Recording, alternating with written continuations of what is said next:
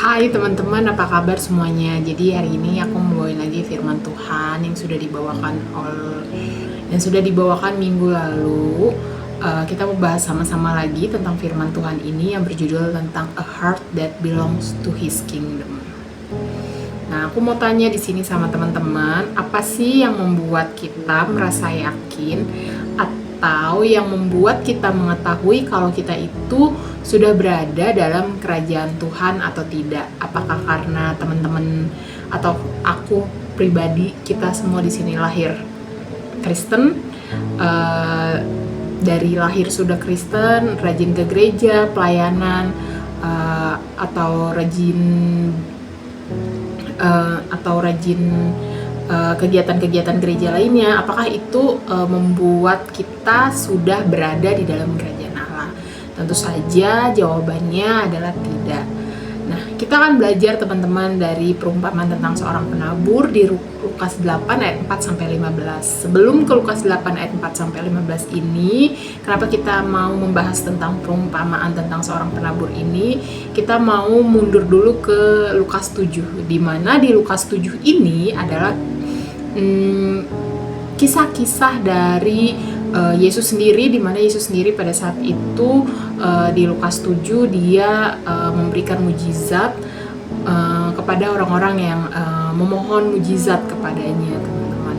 Dan di Lukas 8 ayat 4 sampai 15 ini bagaimana kita bisa melihat, aku sendiri baca di Lukas 8 ayat 4 sampai 15 ini, orang-orang ketika ingin mau berdatangan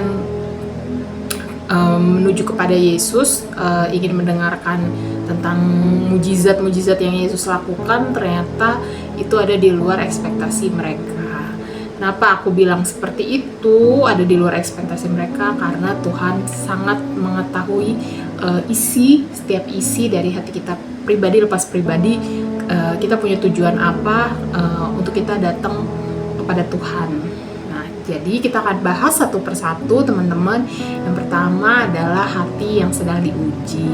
Teman-teman, Tuhan menguji hati banyak orang yang datang kepada Dia. Tuhan tahu isi hati setiap orang yang datang kepada Dia. Bahkan kita lepas pribadi lepas pribadi, ketika kita datang kepada Yesus, Yesus tahu tujuan dari diri kita, tujuan dari hati kita datang kepadanya itu untuk apa, karena apa. Nah, di kitab Lukas ini, di kitab Lukas 8 ayat 4 sampai 15 ini, kita bisa lihat teman-teman bagaimana Yesus juga bukan membahas tentang keajaiban-keajaiban yang dia lakukan, melainkan dia membahas tentang perumpamaan yang tentang seorang penabur. Dan selain itu juga dia juga karena dia sangat mengetahui setiap isi hati setiap orang-orang yang datang kepada dia, pada saat itu dia mengutip kitab Yesaya 6 ayat 9 sampai 10. Aku membahas sedikit di kitab Yesaya 6 ayat 9 sampai 10. Di sini adalah kisah dari seorang Yesaya yang dia memberikan dirinya untuk mau diutus Tuhan pada saat itu kepada bangsa Israel, untuk bangsa Israel mau datang kepada Tuhan pada saat itu, mau mendengarkan firman Tuhan, mau melakukan apa yang Tuhan firmankan, atau mau melakukan apa yang Tuhan perintahkan. Tetapi bangsa Israel adalah pada saat itu bangsa yang sangat keras kepala, teman-teman. Mereka tidak mau mendengarkan apa yang mereka dapatkan dari firman itu, atau tidak mau melakukan apa yang mereka dapatkan dari firman itu, sehingga ada konsekuensi dari apa yang sudah mereka pilih dalam hidup mereka, yaitu tidak mau mendengarkan firman Tuhan itu sendiri atau melakukan apa yang mau Tuhan suruh. Dengan kata lain, mereka nggak mau taat, teman-teman. Nah, yang kedua adalah hati yang terbukti gersang. Di sini ada 3 hati yang terbukti gersang. Hati atau tanah yang gersang, teman-teman, adalah tanah di pinggir jalan, tanah yang berbatu, tanah yang bersemak durin. Kita akan bahas, teman-teman, di sini satu persatu. Yang pertama adalah tanah di pinggir jalan. Ini tertulis di ayat 12, bagaimana ini adalah gambaran hati dari seorang yang keras hati, yang tertutup kepada firman Tuhan. Mereka mendengarkan firman Tuhan, tetapi mereka tidak memberi ruang untuk firman itu bertumbuh, sehingga iblis dengan mudahnya atau gampangnya mengambil firman itu, teman-teman. Dan akhirnya mereka tidak bertobat, memilih untuk mereka tidak bertobat, dan sayangnya mereka tidak bisa menerima keselamatan karena mereka tidak mau mendengarkan, apalagi melakukan firman Tuhan pada saat itu. Lalu tanah yang berbatu ayat 13, teman-teman, di sini adalah hati yang menerima firman dengan semangat sementara, teman-teman. Tapi ketika kita memiliki cobaan datang, teman-teman, ketahanan firman itu cuman sementara, dan semangatnya pun cuman sementara. Aku pernah berjuang di area ini, teman-teman, sampai sekarang juga aku pernah berjuang. Ketika ada cobaan hidup datang buat aku sendiri, atau banyak banget masalah-masalah hidup, mungkin awalnya ketika aku dengerin tentang firman Tuhan, itu membuat aku semangat, teman-teman. Tapi ketika datang cobaan hidup, datang masalah hidup, itu membuat aku mempertanyakan kebenaran firman itu, bahkan mempertanyakan janjinya Tuhan sama aku. Dan ini bisa membuat kita kehilangan iman, dan bisa membuat kita tidak bertahan dalam pengajaran Tuhan. Nah, lalu di ayat ke-14, yaitu tanah yang bersemak duri. Ini nanti akan kita pelajari lagi, teman-teman, lebih dalam lagi, bagaimana di sini tanah yang menggambarkan seseorang yang terlalu sibuk dengan kehidupan duniawinya, yaitu kekhawatiran, kekayaan, dan juga kenikmatan hidup, teman-teman. Ini buahnya ada tapi tidak matang, karena kehidupan duniawi membuat mereka, atau membuat kita, rohani kita bertumbuh dengan sangat lamban. Nah, kita akan belajar, teman-teman, tentang tanah yang bersemak duri di ayat 14. Macam-macam kekhawatiran, teman-teman. Di sini ada kekhawatiran yang tidak mampu memenuhi kebutuhan, memang nggak bisa memenuhi kebutuhan itu sendiri karena mungkin tidak adanya pekerjaan, tidak dapat pekerjaan, sehingga kebutuhan-kebutuhan sehari-harinya tidak dapat terpenuhi. Lalu yang kedua adalah kekhawatiran tentang bagaimana mungkin dia memiliki uang banyak dan juga kerjaan bagus, tapi masih ngerasa kurang, teman-teman. Karena apa? Karena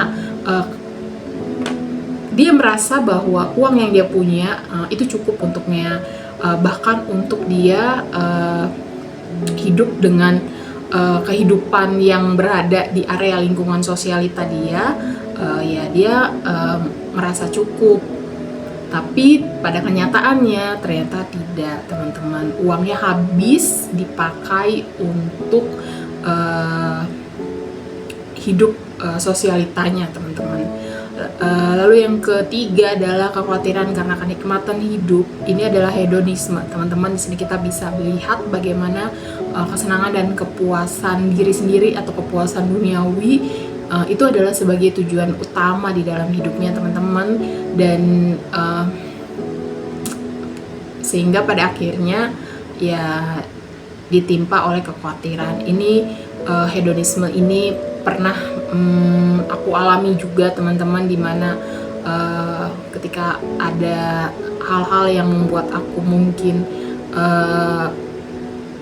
stres sedikit, teman-teman, atau ada masalah sedikit, ya aku larinya ke belanja, teman-teman, untuk aku bisa menyenangkan hati aku sendiri. Tetapi pada akhirnya itu membuat aku khawatir karena takut nggak cukup nih apa yang aku dapat, takut nggak cukup nih sama pendapatan aku, teman-teman. Aku lagi belajar untuk melawan di area ini, teman-teman. Jadi mungkin di sini di antara ketiga kekhawatiran ini teman-teman juga pernah alami. Nanti mungkin teman-teman bisa sharing di breakout room ya, gimana cara teman-teman untuk melawan atau menghadapi kekhawatiran-kekhawatiran yang mungkin di antara tiga ini pernah teman-teman alami.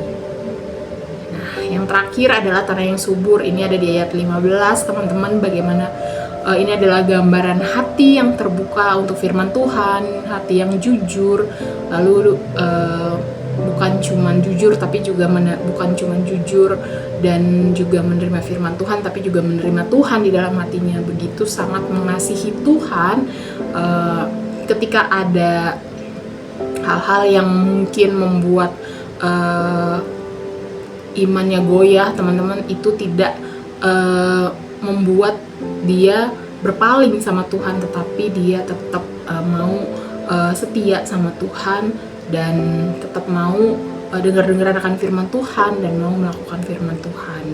Di sini dia sangat bisa kita lihat bahwa di tanah yang subur ini firman itu juga dia jaga untuk tetap tumbuh di dalam kehidupan sehari-harinya. Lalu bagaimana kita bisa memiliki hati yang benar dan subur? Ada di Lukas 24 ayat 32. Ini adalah kisah dari murid-muridnya Tuhan Yesus pada saat itu, di mana mereka merasa putus asa, merasa nggak semangat lagi ketika mereka tahu Yesus pada saat itu sudah meninggal dunia. Walaupun saat itu mereka sudah dapat kabar bahwa Yesus sebenarnya sudah bangkit, tapi mereka tidak percaya, sehingga akhirnya mereka sama sekali tidak semangat menjalani hidup mereka, ya teman-teman, gitu. Rasa kehilangan pada saat itu, tetapi tiba-tiba Yesus muncul di tengah-tengah mereka dan menguatkan mereka, sehingga akhirnya mereka kembali lagi untuk semangat. Dan kitab suci atau firman Tuhan yang Tuhan Yesus beritahukan kepada mereka itu membuat mereka lebih semangat lagi. Nah, dari keseluruhan ini, teman-teman, bagaimana memiliki hati yang benar dan subur, teman-teman, di sini kita bisa lihat bahwa sebenarnya pengertian dari isi dari kitab suci sendiri itu yaitu Yesus dan salib Kristus. Di sini kita bisa lihat, teman-teman, kalau hati kita subur, kita tahu tujuan kita kepada siapa, yaitu tujuan utamanya adalah Yesus dan salib Kristus. Seperti yang tadi aku bilang, kalau tujuannya adalah Yesus itu sendiri, kita akan memiliki hati yang subur, tanah yang subur, yang dimana apapun yang terjadi dalam kehidupan kita nggak kecewa sama Tuhan, akan tetap berpegang teguh kepada firman-Nya dan juga melakukan melakukan firman-Nya dan juga bertumbuh di dalam firman-firman Tuhan. Karena bagaimanapun keseluruhan isi dari kitab suci itu sendiri adalah bagaimana janji Allah kepada kita untuk memberikan anaknya, yaitu Yesus yang mati di atas kayu salib, membebaskan kita dari dosa-dosa dan membawa kita kepada tanah perjanjian yang sebenarnya, teman-teman. Ada 3 points to ponder, teman-teman. Nanti teman-teman di sini bisa jawab di breakout room. Aku sudah selesai, terima kasih.